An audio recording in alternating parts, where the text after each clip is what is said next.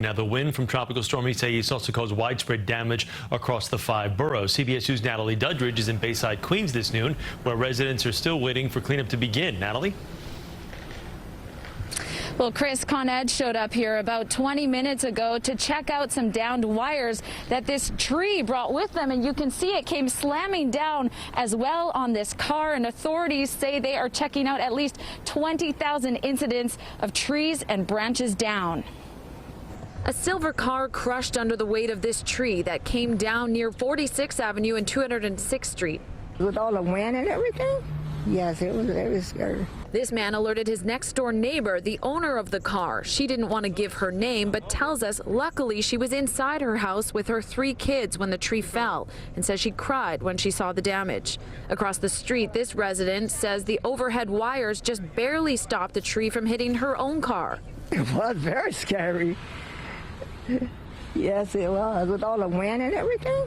Residents say thank goodness no one was hurt here, like in the Briarwood section of Queens, where police say 60-year-old Mario Silas died when a tree fell on his vehicle at 143rd Street and 84th Drive.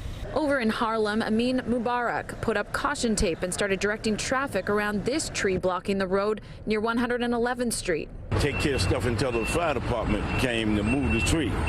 The police said the fire department was going to do it. They never came. Some residents say they spent hours calling 311 to report all the damage. Like in Brooklyn at 86 and Narrows, you can see a large tree brought down wires onto a bus, and another took out 3 cars at 72nd Street off 3rd Avenue. Yeah, Mother Nature wins. The tree always wins. Con Edison says more than 7,000 wires are down. As of this morning, 98,000 New Yorkers were without power, about half of them 46,000 in Queens. Authorities say it will take days to replace poles, wires, and transformers knocked down by winds gusting up to 70 miles per hour.